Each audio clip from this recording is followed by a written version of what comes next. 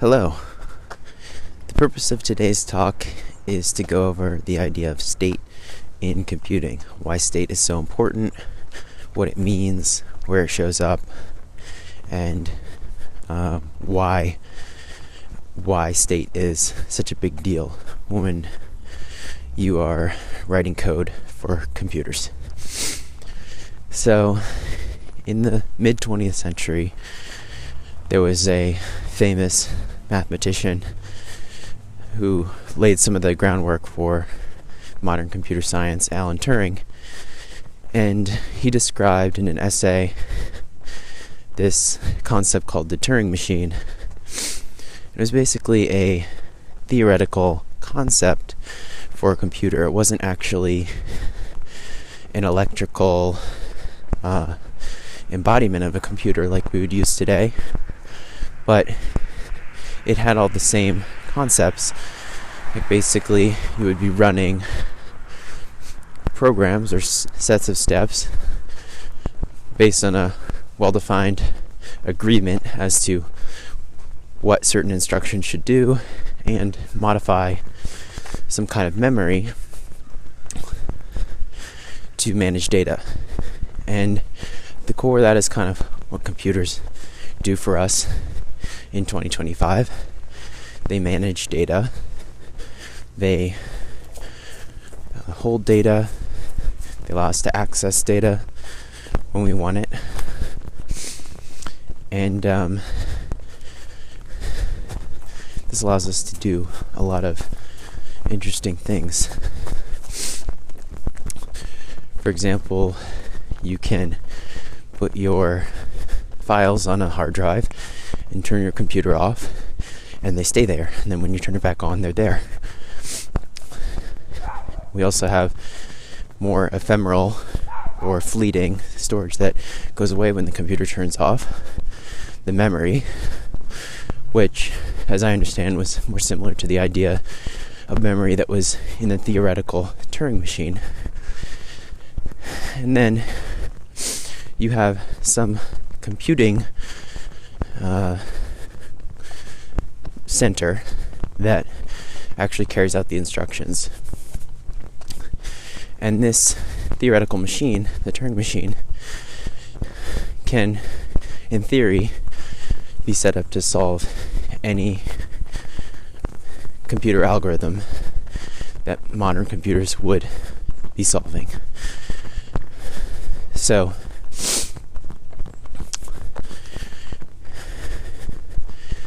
what you would do is, in a modern computer, you would plug it in and you would turn it on. So, why does that work? Well, computers are made up of integrated circuits, digital circuits, and when an electrical input of a predefined type flows through the computer circuits, it excites them in a very specific way to cause a set of actions to happen over time. So for most computers, they're off when you plug them in, and then you hit like a power button to turn them on. So what's happening is the power button is an open circuit. When you click the button, it closes the circuit, which communicates with the hardware of the computer to tell it, begin your startup sequence. And the computer has a bunch of hardware, has that CPU, the central processing unit, and it has a motherboard that the CPU is in, which has a bunch of other chips that collectively are referred to as a chipset.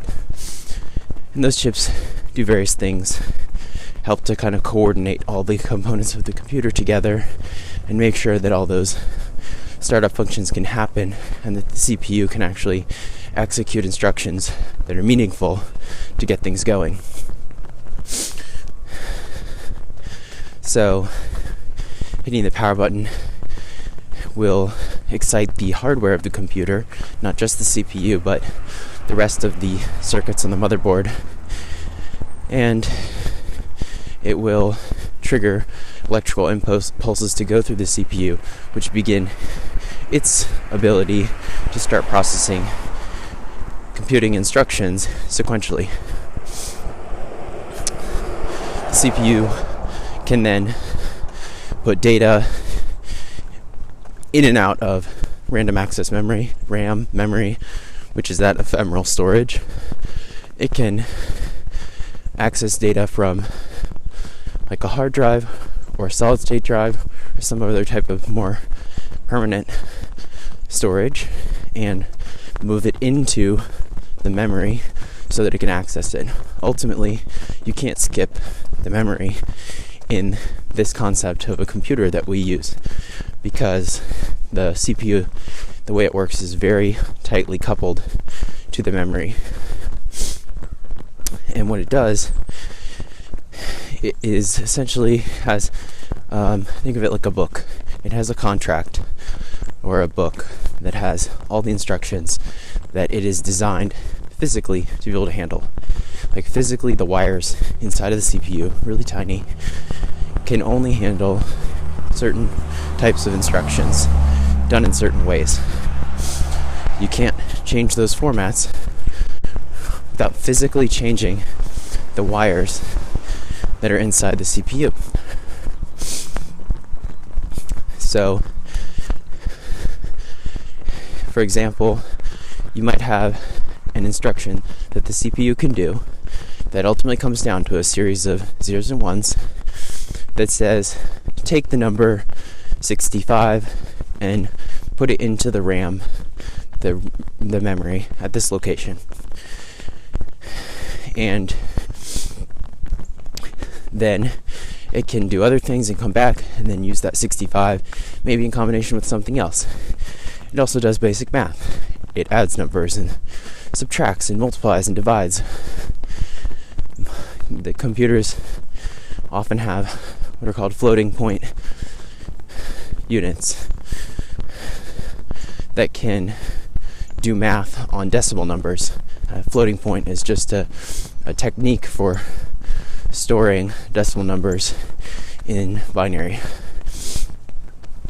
And so computers have all these abilities to do basic math, basic movement of data from one place to another. And there's some more complicated things and new technologies that come out, but that's really all the basics.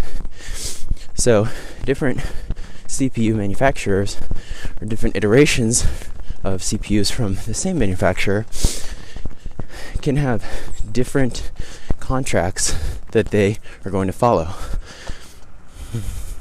Like some may follow a very simple instruction set. Like for example, ARM assembly language, which is one of the intermediary languages between the high-level language like C or Rust and the zeros and ones, the machine code. ARM assembly language contains a smaller set of possible instructions, which makes each one of those instructions, you need more instructions to do the same thing. Whereas something like an x86 CPU would have x86 assembly language, and that would mean that it could do things in a very small number of instructions. But now, people writing assembly language, or the compilers that are putting together assembly language, they must then know a much larger set of instructions, and it's more prone to error as well. Think of if you had a new language you were learning, like a spoken language, and the dictionary had 100 words, versus if the dictionary had 1,000,000 words. You could say a lot more things, maybe even more briefly with the 1,000,000-word dictionary. It would take you a long time to learn that, and you might use some of those words wrong. Sometimes it's more powerful to have a smaller set of words, or in this case instructions, to do the same things. So maybe you want to, do a really common thing, like you want to say add two numbers together and multiply the result by a third number. You might think, really? That's what computers do? Yep, that's the kind of stuff computers do constantly all day. So let's say you want to do something like that, and you do an analysis of what your CPU is up to, and it spends half its time doing that math. So whereas maybe in a smaller instruction set, you would keep those instructions separate and just do them both. In a larger instruction set, you might say, let's create a custom instruction that does exactly that, and it does it faster and does it in fewer instructions. And so you might be thinking, like, well, is it like the number of instructions correlates to how fast the CPU is? Not really. There's a lot of factors that go into that I'm not going to get into. That would be a whole hardware design and CPU design course that would just scratch the surface of that. But what you can take away is that CPUs are what does most of the work of the computer, and it's simply taking instructions that have a very specific format of zeros and ones, so that a circuit that is designed and created once, remember, it's physical, so it can't be changed. That CPU can then do lots of things because we build on those very small instructions, that just basically math and moving data. You can do everything that computers do with very simple instructions. And what's the limiting factor? Well, it's a pretty close to the speed of light, because electricity will move, so to speak, through wires approaching the speed of light. And so if you have, in that tiny little CPU, you have 5 miles of wires to travel through, and let's say you have to travel through that 5 miles for a certain instruction, you're going to have to wait for the electrons, or however you conceptualize electricity, to move through those wires and complete their journey before something's going to happen. So that's why CPUs aren't instant. They take time. Things take time. And that could change based on new technology, but right now that's what we have. Everything is zeros and ones, circuits. We're limited by the speed of light, and things take time. And CPUs, in addition to accessing the computer's memory, they also access even closer, basically storage buckets for memory, for pieces of data that are called registers. And registers are, I believe, the closest thing in terms of data to the CPU. So this is like when a CPU actually wants to do some math, like it wants to add the number 1 and the number 2. It's going to have to literally put those numbers inside of registers, these little data buckets, and then it's going to have to call its instruction of add with parameters, just kind of like a function has parameters in a programming language. It's going to have to call that add to those registers. It can't talk to the memory directly. It has to move the data from the memory to the register and then do the math in the register and then put the result back out to memory. Seems roundabout, but that's how it works.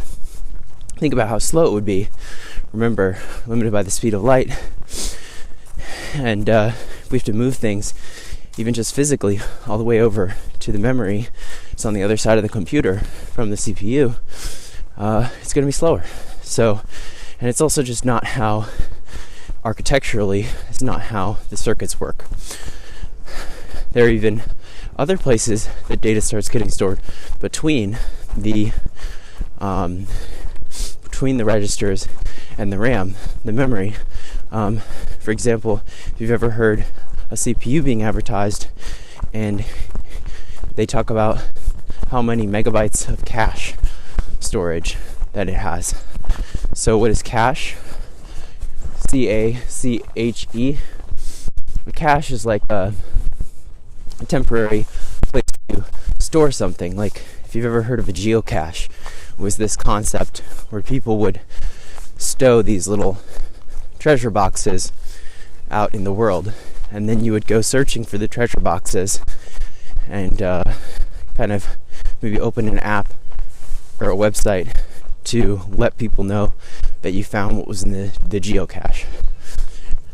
So it's like a little stowaway, a little place, a little treasure box to put something.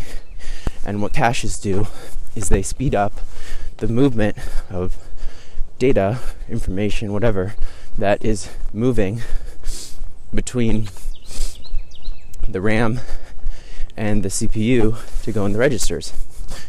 So if you have to move data back and forth to do this math and these movements, it can be much faster if you don't have to go all the way to the RAM. So they have these advanced systems in chips that store some of that data in a cache, and caches are like a little bucket where the data goes, and then if we need it again soon, it's quicker to get it. So we access it the first time, and we have to go all the way to the RAM to get it, and then later times we come back and it hasn't been evicted, like you get evicted from your apartment, you have to leave because you didn't pay your rent. Things get evicted from the cache, meaning we have to put something else in the cache, so we have to get rid of you. If it hasn't been evicted yet, then we can access it there faster. So that's pretty useful. So already, why am I talking about this? We have state in computers. It was already embedded in the concept of a computer as far back as, at least as far back, if not much further back, to this theoretical concept of the Turing machine in the mid 20th century, the 1900s. But that concept probably is, if you think about it, it's probably fundamental to, how humans think and how humans manage data and information, because we live in a physical world. We can think about things and we can place things physically in an environment.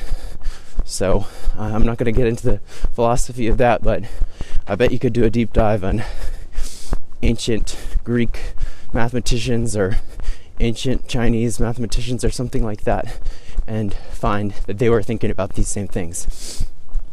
So already you see, if we have just a number, we just want to do something super simple, and it's so simple it seems stupid.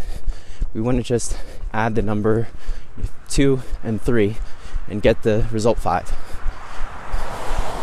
We might have to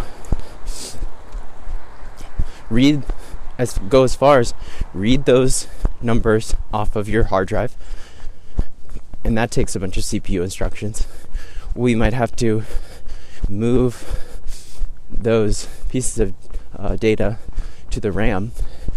We might have to move those to the registers in the CPU, and on the way we might store it in 2 or 3 levels of cache storage. So this data already is in 7 places. It's crazy. And the reason that works and we don't mess up is because there are very, very tight tolerances on all of these aspects of the computer. They're meant to be extremely predictable, not change very much. Because think about it, you can't change the hardware of your CPU after it's been shipped out of the factory. And they do make mistakes sometimes. Sometimes there are manufacturing errors that cause your CPU to have its wires set up wrong. There's nothing you can really do about that. Now usually there are recovery mechanisms that they can build into the hardware so that it doesn't make your CPU useless, but that kind of stuff can happen. It's just very uncommon because they're very careful when they design these things. So your CPU has hardware, and then you're going to write software, or there might be what's called firmware, which is confusing because it's not soft, it's not hard, it's firm. Basically what that means is it's kind of like a semi-permanent piece of software that gets installed or saved onto a chip, usually a ROM chip, read-only memory, that goes somewhere on the component that it's related to. So maybe the motherboard, or maybe the network adapter has its own ROM with some firmware on it. And it's just a really carefully designed small piece of software-ish, but we call it firmware, that runs to make sure that device can communicate with other parts of a computer. So you have the hardware, the network chips, the RAM, the CPU, the other chips on the motherboard. We have firmware, which is semi-permanent hardware. If you think about if you ever upgraded your firmware on anything, you do that pretty infrequently, and it's a big deal.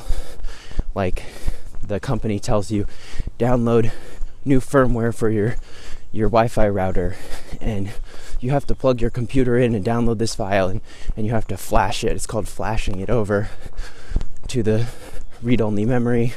And they say, don't unplug this while you're doing the transfer, because everything will be ruined and your house will go up in flames. Well, really what will happen is your house won't go up in flames, but if anything gets interrupted while that firmware is going onto that ROM, then your firmware might not behave predictably, because you don't necessarily know where you stopped when you unplugged the router. You don't necessarily know where you stopped, and there needs to be some sort of firmware in order to flash the firmware. So if the firmware is broken, the firmware can't flash the firmware. It's like Inception. So that's why you have to be very careful when you're doing those things. Whereas if you have a software error, if your Windows computer blue screens, the operating system is not firmware, it's just software. So when you have a blue screen, sometimes that could mess things up with the OS, but barring that, it's not going to ruin the firmware in your computer. You just restart the computer, and the firmware is going to do its thing and kind of reset the software, and you'll be back up and running. So that's why there's kind of a difference there. But the CPU ultimately is just going to run these instructions, whether it's from firmware or software, and it's this very controlled contract, and it's going to move data from a bunch of different places. So there are very tight tolerances, as I mentioned. Everything's very controlled. You might upgrade your firmware every once in a while. You might have hardware manufacturing defects, but more so software is what's going to change more rapidly, because the consequences are lower and there's more room for error, because there's a lot going on as you get to higher levels of abstraction. So the data rarely gets out of sync when you're talking about your RAM, your caches, and your registers. That pretty much very rarely fails. I won't say never, because computers can have faults. Researchers will show even how certain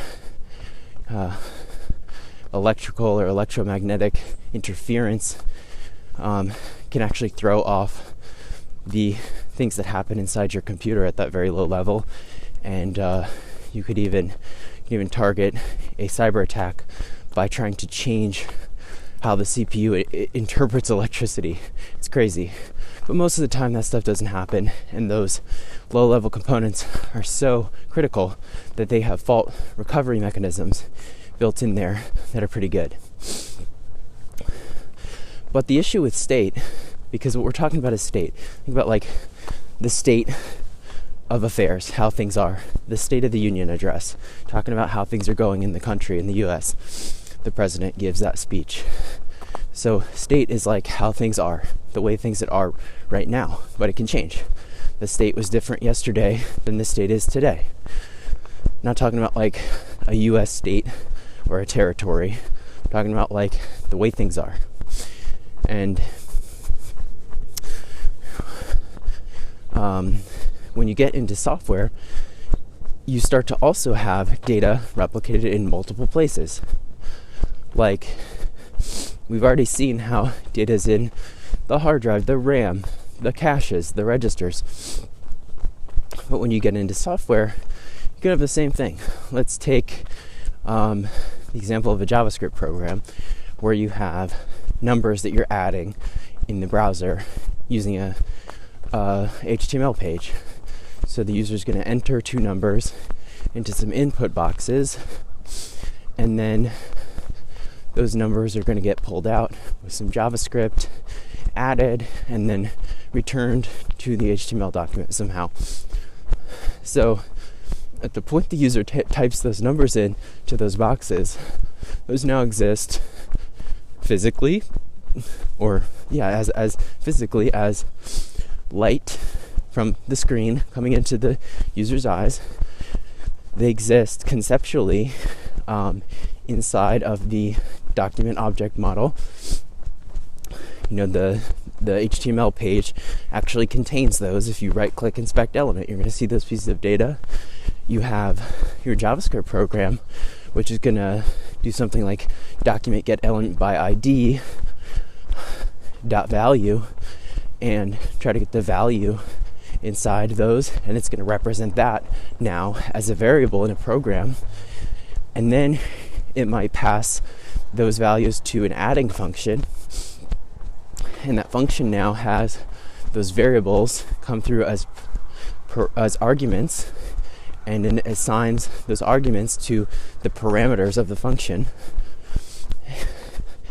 and then those parameters might get assigned to other variables, and anything could happen, and then it returns a result.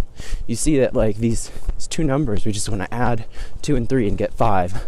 These numbers exist in all these different places, so you need to make sure that those things are in sync. And in this example, it seems super simple that would happen, but the reality is, in real world situations, it gets much more complicated and things can get out of sync. Like, for example, let's say you have a JavaScript variable that you keep in the global scope of your JavaScript file, and it's called the left-hand side, LHS, the left-hand side of the addition operator, and you have right-hand side, RHS. Now, the user might type in 2 and 3 into the boxes, but your variables, let LHS, comma, RHS, semicolon, those are uninitialized, so those are undefined. So already your state is out of sync. Now you have to have some JavaScript that goes in, fetches those values from the document object model, and puts them into your variables. Okay, now they're in sync. And you can see, if you get that timing wrong, or you skip a step, now you're going to add undefined and undefined, and that's going to be not a number, and that is not what the user wants. So these concepts come up all over the place as well. Like if you think about containerized applications, virtualization, and regular operating systems, this concept comes up as well. So the most simple way to have an operating system is a piece of software. Common misconception is that it's firmware. It's not. It's just system software. It's called computer system software, the operating system. And maybe you have Windows 11 and I have Windows 11 too, but I have a little bit of an older version of Windows 11, and you installed Firefox and I installed Chrome. Well, look at that. Now think about state this way. Now our computers have a different state. Our operating systems have a different state, because not only are they different computers physically, and Microsoft does everything they can to make the Windows experience the same on those 2 computers, but now we installed different versions of Windows, and now we have different programs. So now let's take a third program. Let's say it's Visual Studio Code, and you're writing code, and then there's a web link, and your default browser is one thing and mine is a different. So we both click that web link, a different thing happens because our browsers are different. So this is a big problem when these changes start to get more foundational and there start to be more intricacies to your software setups. We're developing software that is intended for production, meaning that people are going to use it in the real world, and it needs to be a consistent experience. And then on your computer, you try to do one thing, I try to do another thing. We don't even realize all these little differences we have, but it causes serious problems in terms of our experience that we're delivering to our users. So one solution to this is virtualization, which allows you to create multiple computers, multiple conceptual computers on one physical computer. And the advantage of this, one of the advantages, is that you can easily create and destroy computers without creating and destroying physical computers. And then virtualization software has different types of what are called hypervisors that can manage that virtualization. So there's a type 1 and type 2 hypervisors, Signpost type 1 and type 2 hypervisors. And I don't want to mix them up, but one of them is much lower level.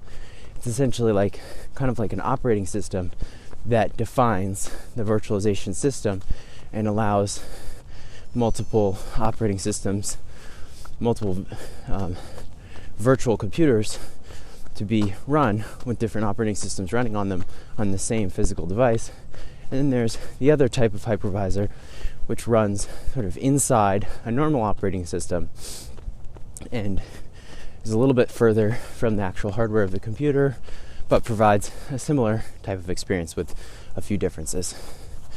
So the idea here is that you can easily scale up and scale down virtual computers. And that was really popular at one time in information technology.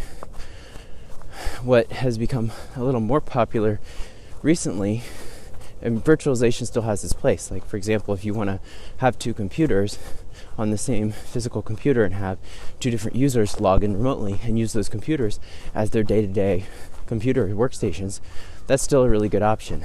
But for different applications, like just this problem of state, trying to make computers consistent between each other, a more recent popular technique is containerization. So I'm not sure exactly how old containerization is, but it's older than people tend to believe. And Linux, which is one of the three most popular types of operating system, considering Linux, Mac OS, and Windows, Linux has integrated into the kernel, meaning the most protected and predictable and essential part of the operating system that runs all the major functions of the operating system. The kernel includes abilities to create virtual containers, they're called, that are like little mini operating systems, kind of like a virtualized computer, but without all of the, I guess, resource hogging. So whereas a virtualized computer tends to have fixed resources, this may not always be the case, but generally a virtualized computer will have a fixed set of resources, like it gets half of your CPU time and it gets half of your random access memory. A container can have limits on what it will use, but it essentially just uses what it needs. So if it only needs 1% of the CPU, it doesn't have to hog the whole thing. And so containers allow you to kind of run virtual operating systems on your operating system, and you could have 10 or 100 of them on one operating system at the same time, and that computer could be able to handle that. And you probably heard of Docker, which is the most popular commercial solution to containerization. But again, containerization is something that is actually core to the Linux kernel. It's a part of what Linux can do. And so Docker, as I understand, is just taking advantage of that capability of Linux and other operating systems. So there are also other solutions. I think this other one I'm thinking of is free, and I believe it's open source, and it's called Podman. So it's a way to use Docker without actually using Docker, because Docker is technically a for-profit company. It's a it's a product, and there are limits on how you can use it for commercial gain without paying Docker. So Podman is a solution that works very similarly. And what these platforms allow you to do is it's kind of like one more step away. So you have the hypervisors that work very close to your hardware. You have the hypervisors that work within your operating system. And then you have containers. And what this could allow you to do, for example, you might have Windows 10, I might have Windows 11, someone else might have Mac OS, but we could all download a certain Linux container. Like, let's say we download Ubuntu 22 Linux. That we all download the same container from Docker Hub or some container repository online. And it's this little blueprint for a computer operating system, the software, not the hardware. And we all run that, and we develop an app together. And so when we commit code to GitHub and we pull it down and we run it inside of our container, it runs very similarly, if not exactly the same, on all of our systems because we have that container. And there's a ton of other applications for that. But why does this relate to state? Well, like I mentioned, all the programs that you have installed, those are state in a way. And every little change you've made to your settings, that's state. And what you want to do is make things as consistent as possible and not have any unpredictable secrets that define the behavior of your software. And Docker can help with that a lot, or containerization more generally can help a lot with that. What aspects are there other than what I've already mentioned? Well, one of them is environment variables. So sometimes software will be configured to ask the system about a specific configuration detail, like where it can find, what file path can it find a certain program.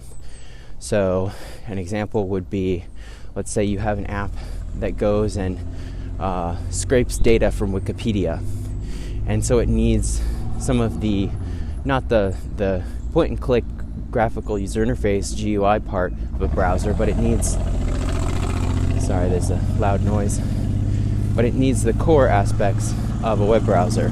Like it needs the ability to make HTTP requests and to understand HTML and whatever. And so you could use a different browser driver, like you could use the Gecko driver that comes with Firefox, or you could use the driver that comes with Google Chrome. And maybe the functionality doesn't matter of our web scraping app, which one you use, but you have to define a path on your computer system. In this case, your computer system, the operating system, you're not talking about on your Windows computer, you're talking about the system inside of this virtual system inside the container, the Ubuntu 22, that is all the same across everyone's devices. And so you set a system environment variable inside the container to be set to the location of a particular piece of software. So on your system, you may have set the browser driver. You may have set that environment variable called browser driver to Firefox, and your friend may have it set to Chrome on their Windows computer. But inside the container, we could download whatever we want. We could download a third browser driver, and we could put it in a specific location on that virtual computer. Like maybe we put it at the path/browser driver on the very top level of the whole system's file system. And in your Windows computer, there might be something else there. Maybe there's a picture of your cat there, and on someone else's computer, there's their transcripts are stored there as a PDF. And so obviously that would be a problem if you tried to run things on your own computer. You couldn't, on your own computer, put the browser driver there without, say, removing the things that you already had there with the same file name. So what you do is you just install the browser driver inside of the container. And then you set a system environment variable. Maybe your system environment variable on your Windows computer is already used browser driver, but it doesn't matter because the virtual system inside has its own environment variables. And so it has one that says browser driver, and it directs to /browser driver on the file system. And inside the container, all that stuff is the same across your systems. Even though it's different on your actual host computer system, it's different inside the container. And that's really, really useful. What other pieces of state could there be? Well, like I'm mentioning an environment variable, there's also the software that you have installed on your system. So maybe you're using something that requires another dependency, like you need Node.js to run your application. So by using the same container that has Node.js installed in the same location, we can use the same set of commands, command line commands, like maybe we're going to change directory to wherever the node program is, and then we're going to use a relative path to find our project files, and that's only going to work if we're in the exact right directory in the exact same way, and the relative path is only going to work if the files are in exactly the same relative location on the file system. But that's all fine because we have this virtual file system inside of the container. So hopefully you're starting to see how containerization is related to state, and it allows you to make state more consistent between different development environments, as one example. Another advantage to containers that's not related to state is that they're easy to turn on, turn off, and delete and keep track of. You know, I don't remember all the software I've installed on my computer, to be honest with you. It goes into these random folders that I can't remember the name of in my Windows file system. You know, I could go to add, remove programs in the settings and find some of them, but there's always going to be little files that get left around. And that's just state that builds up over years. And unless I've reinstalled Windows recently, I'm not going to really be guaranteed that there aren't random little files changing the state of my computer that could create differences between different systems. And if I do want to delete some of that stuff, like say I want to use Node.js for a class, but then I don't want to have Node.js forever. I want my hard drive space back. So I want to uninstall all the little components, not just the program, but all the files. You know, some uninstallers will be better than others in terms of cleaning up after themselves. Some will just leave a bunch of crap around your computer. So containerization is a great way to keep all those things in a little sandbox inside the container, so that when you are done with them, you can easily shut them down, and then you can delete their footprint on your actual host computer. So let's see, what else should you know about state? Well, I just want to quickly cover one point about functional programming. So you may hear this term. It's very trendy and kind of popular in the past couple of years especially, but it's been around for a long time.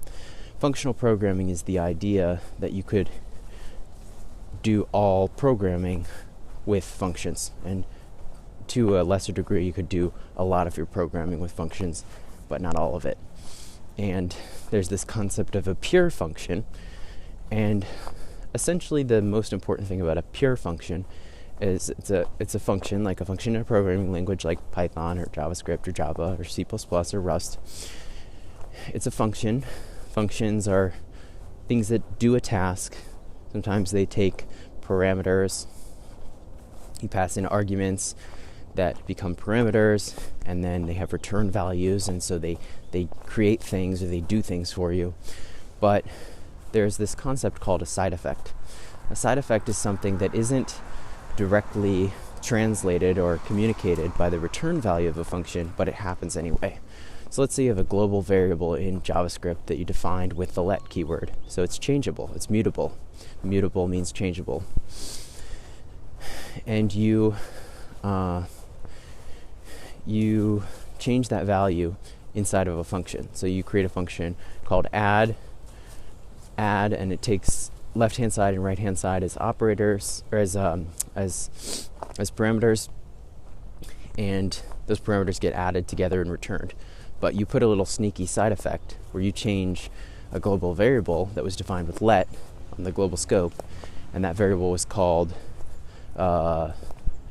function has run or something, and it's a Boolean and it's set to false. And then when your function runs, you set that Boolean value to true.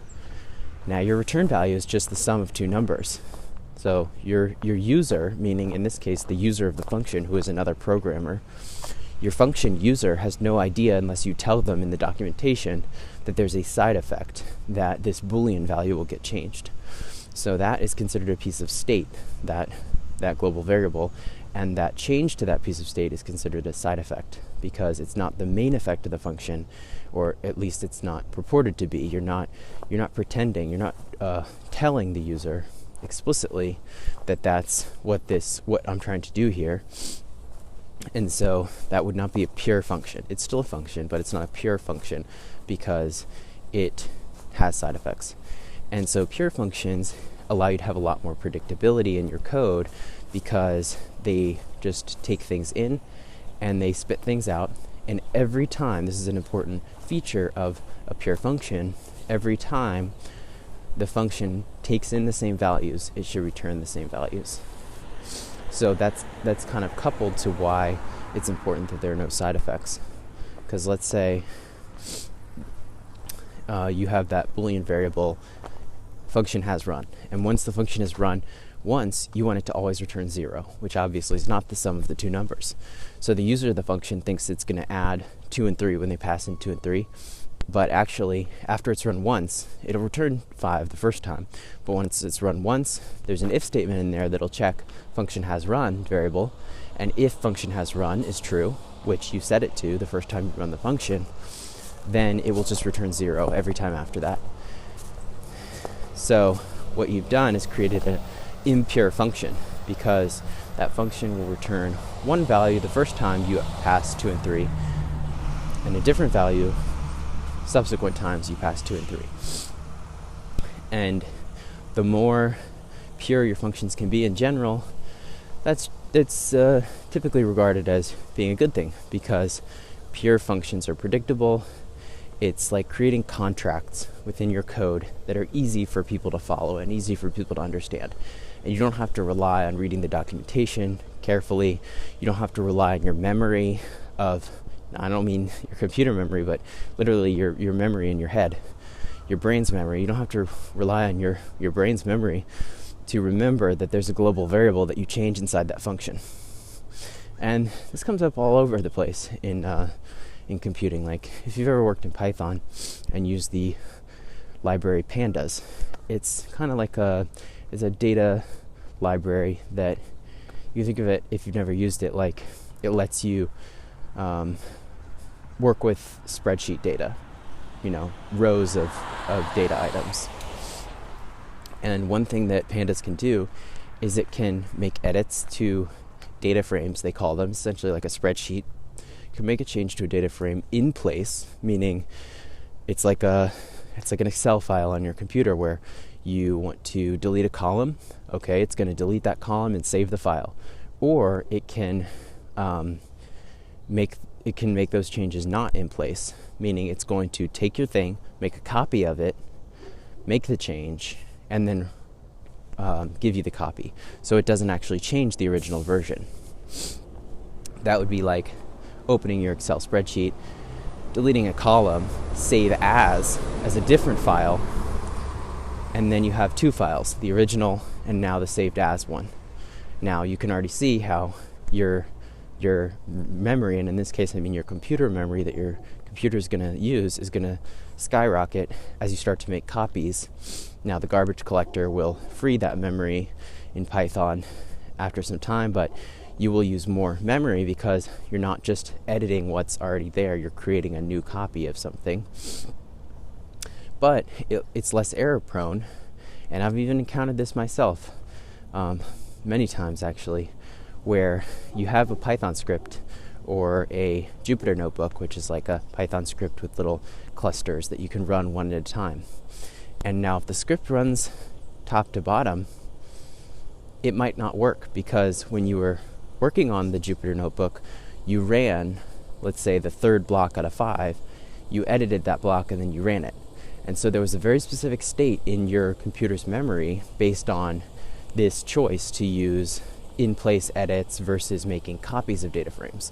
If you choose to make in-place edits and you use the same variable name, I know this might be getting confusing, but like let's say you have the data frame and it's called spreadsheet and it has a column and you're going to make in-place edits.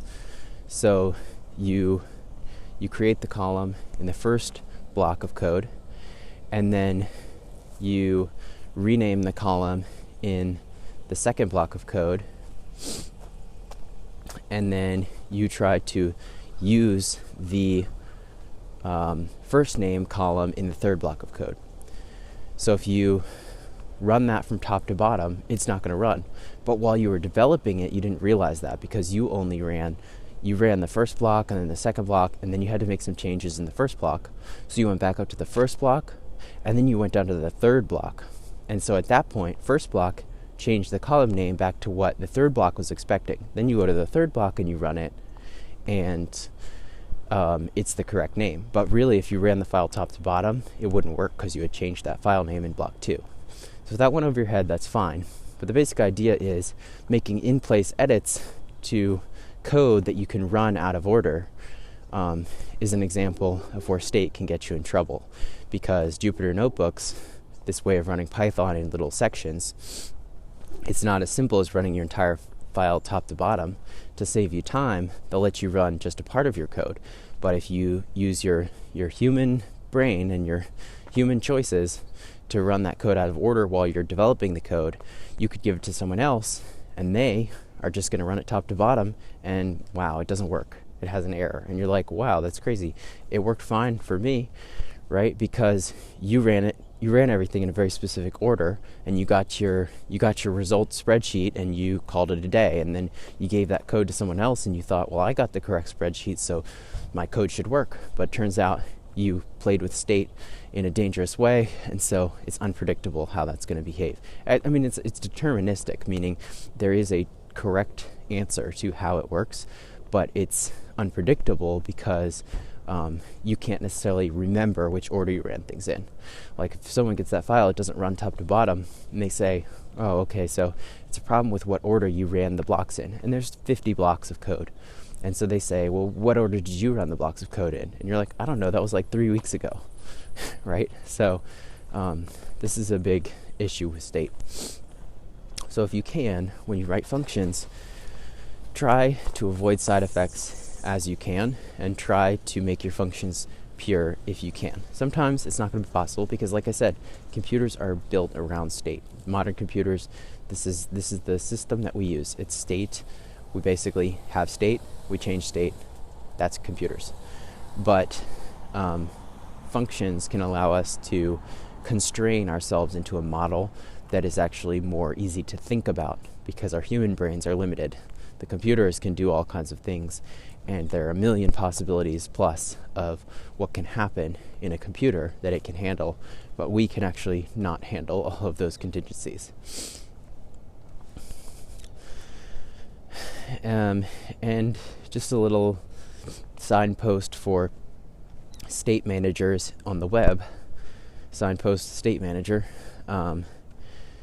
There are lots of state managers, from the state managers built into React, or they're called stores. Signpost, Svelte Store, SVELTE, or React Store. These are ways that you can manage data. You might have heard of Redux, REDUX, which is a state manager for React, I believe. There's one called Zustand, which is a non-React specific state manager that you can use, I think, in vanilla JavaScript or anywhere. But all of these software libraries for the web are designed around this concept that state is confusing and hard to manage, and we need to put ourselves into very certain patterns of how we're going to manage our data, our state, so that we can be sure that our programs are going to function the way that we expect. And a lot of effort has gone in to trying to think about these problems. Some of it just makes state even more confusing than you would think. Like, we've gone from in the history of JavaScript, we've gone from using variables as state, right? You have a const variable, can't be changed, immutable. You have a let or a var variable, those can be changed. Those are mutable state. Seems pretty simple. Then all these state managers come up and they're like, well, you shouldn't really use let and var. We have a different system for how you're gonna edit your state so that things are more predictable. And you're like, actually, that seems more confusing. Why can't I just use variables like I learned in basic JavaScript? But I won't get into it. But the world of state managers is quite expansive. So to recap, this talk was about the significance of state in the world of computing, how state relates to operating system software, and why we use virtualization in computing, why we use containers in computing, especially when we're developing software, and some of the challenges that can happen from mismanaging state, and how functional programming with pure functions can start to combat issues with state management, because we can avoid unpredictable and implicit contracts that we're writing into our code by making more explicit contracts through pure functions. And gave an example of how that could happen in Python when you're using Jupyter notebooks to analyze data. And I pointed you to look at state managers for front-end web technologies so that you can dip your toes into some of that knowledge, and how thinking about state a little bit more carefully can make your code better. So thank you for listening, and that's all for this one.